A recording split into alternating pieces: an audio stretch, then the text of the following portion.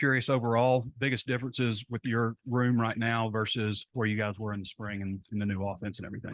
Yeah, big difference, big difference. You know, spring, I think we all were trying to figure each other out, you know, trying to figure out the offense, see exactly what we're supposed to be doing out there, where we fit in, and the competitive nature throughout the room, kind of learning each other, to be honest, you know, learning my coaching style, learning what gets to each guy, what may get a guy going, you know, learn when a guy is, you know, on his best job and when he's not, and how can I get him going, you know? So I think now we've made the 180 to where we all know each other. We're all in there competing. It's a competitive room, and everyone's just in everyone's best at the moment. Feels like I could name like 8 guys who could potentially start out there. I mean, how difficult is it going to be to whittle that down? Obviously, you're going to have a rotation, but you know, it obviously means something also to start. Yeah, not too difficult, honestly, man. I mean, we live by certain things in our rooms, and we all know what it is, you know. And we all going to come back, evaluate ourselves day in, day out. We'll evaluate ourselves over a week span, over 2 week span, over a fall camp span. And excuse me, sorry about that. And when the time comes, everyone will know, hey, these are the 3 rolling that's starting. But at the end of the day, guys are going to play. And we're going to get a chance to rotate and show what you can do. And I always tell them, playing time is up to you, man. It's up to you. So it's all about production and execution. Broden had the injury in the spring, but it seems like he's healthy now. What have you seen from him this fall? Yes, 2 guys that I'm proud of is Broden and Wilson, both alone, you know, 2 guys that, you know, unfortunately missed a bunch of spring. Obviously Broden wasn't here before that spring, so we didn't really know exactly who he was. And to see who he is right now has been really, really awesome, you know. We always talk about it. He's a 6'7" guy who moves like he's 6'2", you know, and it's really good to see his competitive nature come out. A guy that, you know, has been through a lot just in his time being with us, and you can tell he wears that on his sleeve and uses it as motivation, and it's showing right now. And with Isaiah Satania, where have you seen him grow the most from last year to this point right now? Maturity. I mean, that's an easy one for me on Isaiah. Isaiah's a great athlete. He knows who he is. And he's smart. He's very, very smart. So he knows what we're trying to get done on the field. And it's funny, we had a bowl game where he got a chance to play, and at halftime, I kind of got after him a little bit, like, hey, man, you running the middle school route, things of that nature. And now we don't have those conversations anymore. He's matured to a point where I think we really, really can count on him. And I think he knows that, and he'll excel with everything that we throw in front of him. When you bring back so few catches from your receiving core the year before, what's your anxiety level like up front about that? And then how do you feel about it now? Yes. I mean, it's really big in January, you know, honestly it is. It's really big, and then you get in spring ball, you learn who you got. Like I say, we kind of learn each other, and you know, you still got some freshmen coming in, and you kind of evaluate over summer workouts. Now you get chances to do OTAs with them. And, you know, the further and further you go, the more ease you start to get into it. And so I don't know if I'll ever be fully eased until we win some games. But right now I'm feeling good. I love the competitive nature in our room. You can tell it's everything's up for grabs. And so we have plenty of guys competing their butts off in order to go be those 3 starters. But they also know when your time comes to shine, better be ready for it.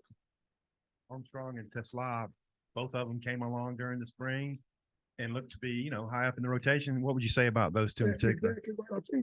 I just think theirs happened a bunch quicker because those 2 guys came in. Obviously, they're older guys who've been in college for a while, and then they got a chance to learn the offense, learn how a new place practices.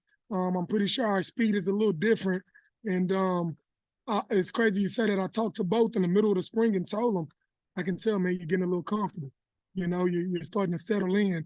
And now that then they come back for fall camp after summer workouts and being around the team, now you start to see the leadership in those older guys that's been in college come out. And so it's been awesome to see that progression. Looking forward to see how, you know, fall camp unfolds with those guys. Bryce Stevens is one of the guys that does have experience, has played and back. Talk about how he's progressed, and is the competition for playing time helping him? Yes, for sure. I think it's something that's helping the room as a whole because, you know, you can't take a step off. You can't take a play off. You can't take a rep off. You know, if you do, you know, the next man behind you is I mean, he's coming to take his spot. He's coming to try to be that starter. And so same with Bryce. You know, Bryce is competing his butt off, keeping his head up, staying positive, and trying his best to just go out there and do his best. And that's all we ask from every guy. Allow us to coach you, and we'll put you in situations to succeed and go succeed, go execute. Wanted to get a little rock today to play Western Carolina. How many receivers would play?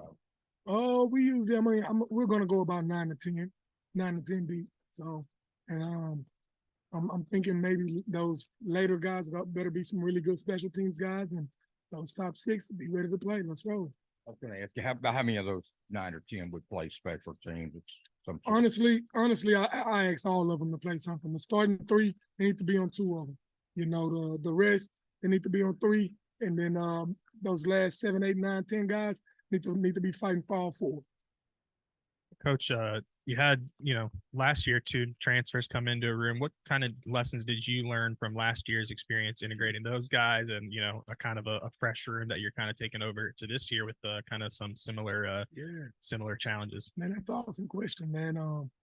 Learned a lot, man. You know, college football landscape kind of changed a bit in the last 2-3 years, and I think we're all kind of learning, and I made some mistakes last year with some things, and I vowed to myself and my players and my coach and the other coaches that I wouldn't do those same things, and I think it's happened the right way this year, and I think it's kept a lot of mindsets really involved to where they understand what competing is and how to compete, and I think it's helped us all so much more, and I'm proud of the group so far, man. I know we're only 5 days in, but I'm just proud of the mindset that they came in with, and the want to, the effort, and everything else that comes with it.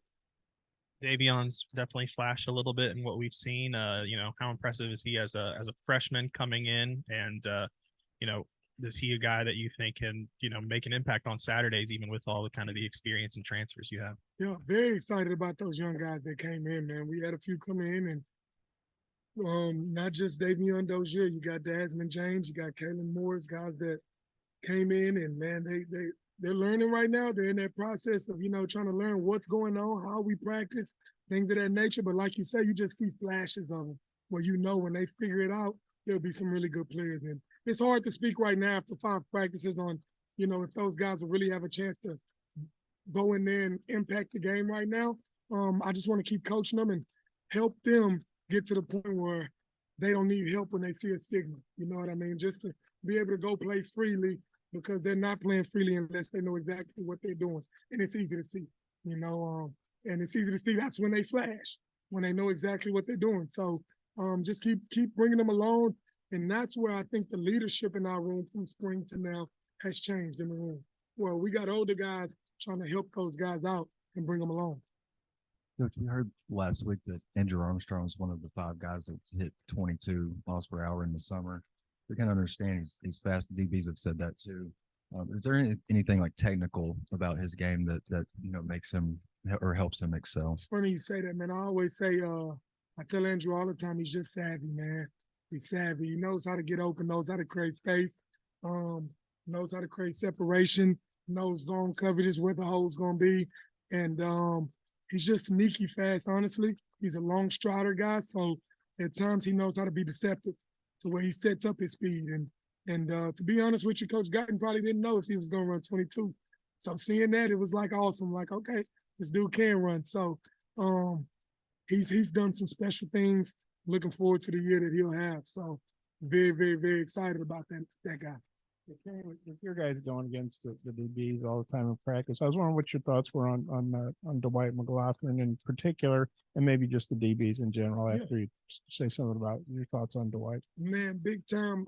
These DBs right now. I mean, it is iron sharpen iron. I mean, it is. We're going to work in everything we do. I mean, first thing we do start group work. I mean, we're doing 2-on-2, 1-on-1, half line pass, and I mean, you just feel it. It gets. The competitive nature just turns up right away, and guys are going at it, and it's not about a bunch of talking either. It's just guys going to work, guys getting better through reps, and, we win some, we lose some.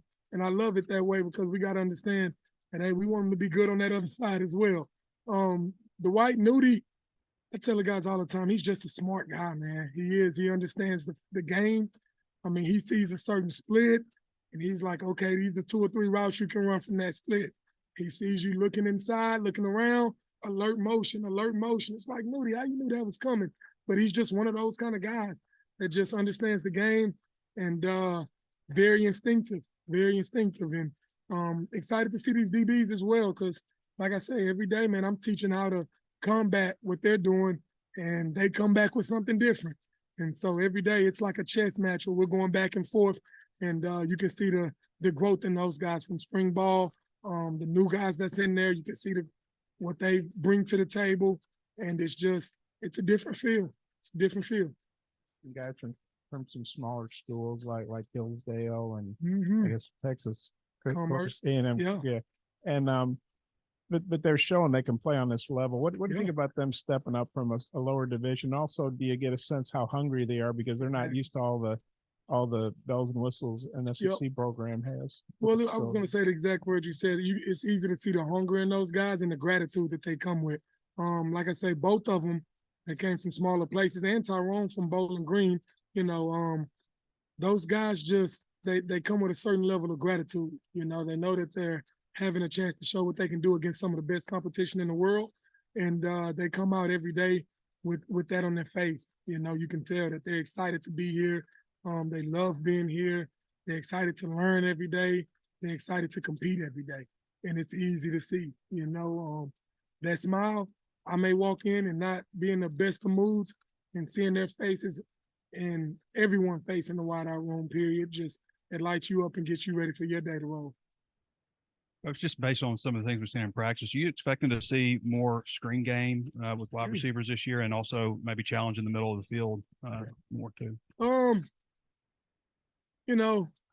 I expect to see what's working. You know what I mean? Whatever they're giving up, we're gonna take it, and we just want to put the players in the best situations to succeed. I think Coach Enos is a great play caller, great OC, knows what he wants, and he knows how to coach it. And we're all gonna ride behind him, and his play call is gonna be the best play call that we got it for that moment. And we're gonna trust it and go out there and run it and go execute. And I just think we're gonna take whatever they give us.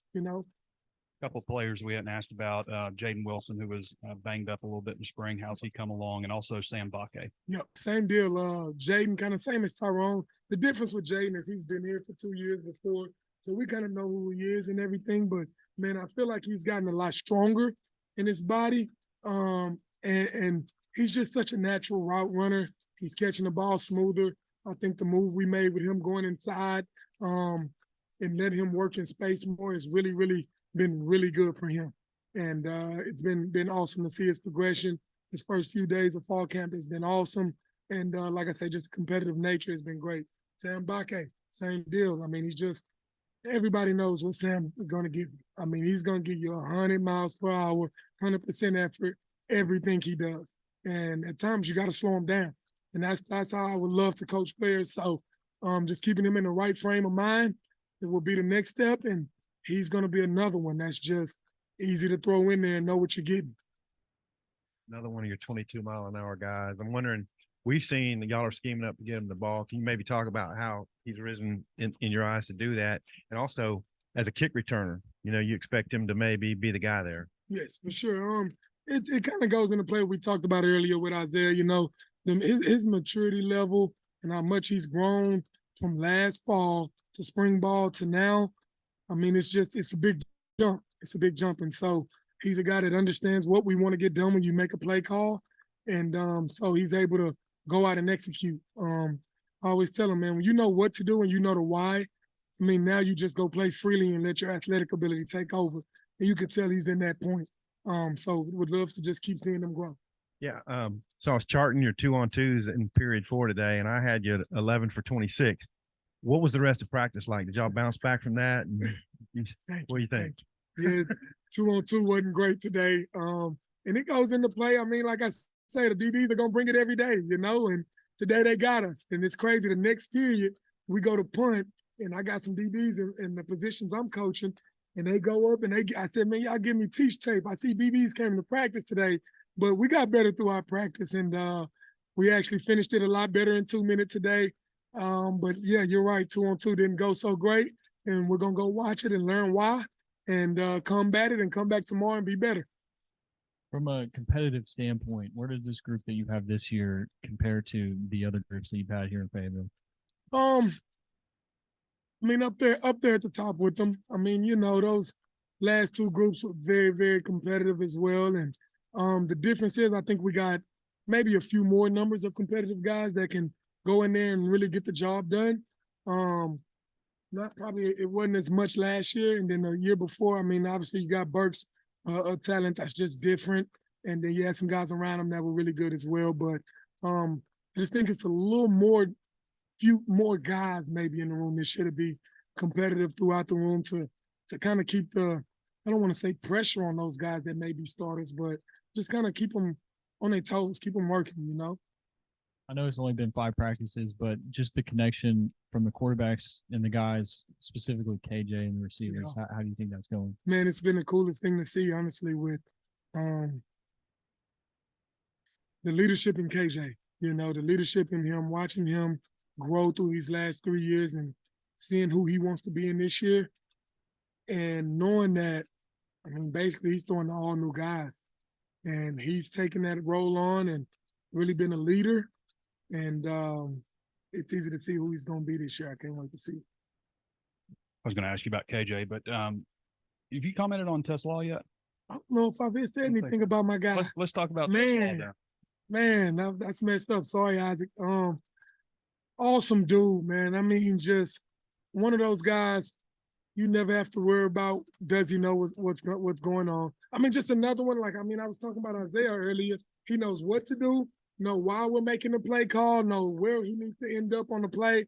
And when that ball's in the air and it's around number 4, expect the play to be made. You know, he's one of those kind of guys where I call it contact and bank catches.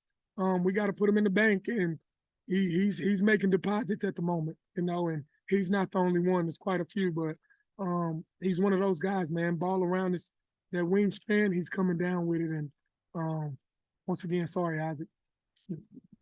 from a recruiting standpoint, you've obviously got ties in Texas, and what areas do you kind of focus on, and just with managing the transfer portal and recruiting, like what is your approach to both of those? And Yeah. what makes you a good recruiter?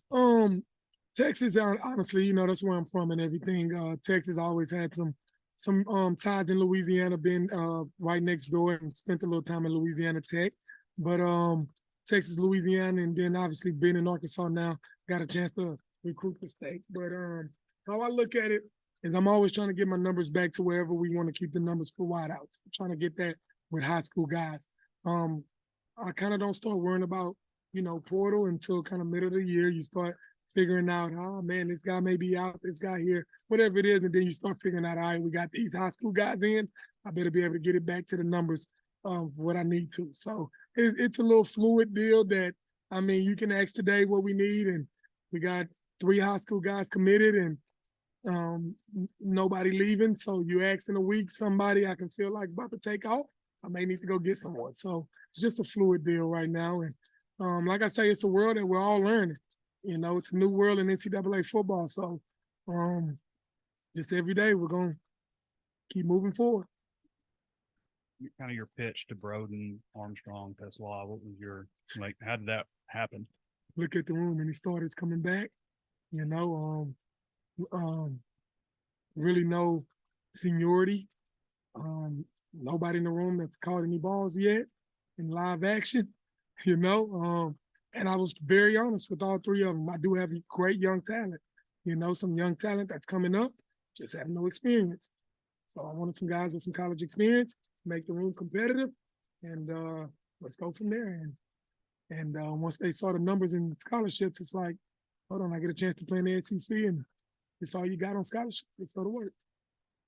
You mentioned Dan Enos a minute ago. Just wondering, not you've been with Dan for a while, but what's that been like, and just kind of what do you think he brings back to the staff? Because obviously he was here with Sam before. Yeah. Just a smart guy. You can tell who's seasoned, been through it before, knows what to expect, knows what first day mistakes are going to happen. He knows what's going to happen before it happens, you know, and so just one of those coaches to learn from because he is a vet. And man, I mean, he knows the answers for everything before it happens. And that's one of those things that I'm trying to learn as a guy that played quarterback, coaching wideouts now. And I just want to know those answers because he'll know once we get guys with one play, their answer is going to be this. So we come back with this. And it's like so cool to learn because it's like he sees it, you know, already happening. And just an awesome guy to learn from. Knows what he wants. And I mean, he wants it to the T. And it keeps us on our toes to every day always go over the little details, you know, and not skip over anything. With so many new faces in the room, you talked about leadership. Who has stepped up and been kind of the leader for this group, or is it kind of, you know, lead by committee? The main guy to step up has been Andrew Armstrong. I mean, he's been a guy that, like I say, even though he's been here since January, he's been in college. You know, he's an older guy. He understands it. He knows what it takes to be great. And so when he sees it not happening, he steps up and he's vocal about it. Tesla, Isaac, he's one of those guys as well. He'll do it by example more often, but he'll also speak up, but he's going to be more of the guy that kind of come to you one-on-one, you know, kind of just lead by example kind of guy. But it's crazy. It's two guys that just came in January, but it goes back to say, you know, we're a young room. We're a young room where older guys came in and they're able to step up and kind of lead these guys through experiences, you know, and say, hey, I may not have been at this school, but at the end of the day, this is what I've been through, and I can probably help you through this emotion that you're going through. This is kind of a specific one, but Chris Rhodes, I think he was a DB in JUCO. Did you guys recruit him as a wide receiver? Honestly, we didn't. You know, we recruited him as an athlete, and it was DB, and we told him, hey man, we got some numbers at wideout. You want to come over and help out? And he was all in. He was all in, and he's a pretty good addition. You know, a guy that goes hard, tough, physical, and just trying to learn right now at the moment. It's kind of learning like those young guys that just got in. But once he gets it down, you can tell he'll be a guy that we can count on. And I'm hoping he'll be one of those guys that we can get on those special teams because he has that grit, tough nature about him now. Thank you. I appreciate y'all. Thank you. Thank you.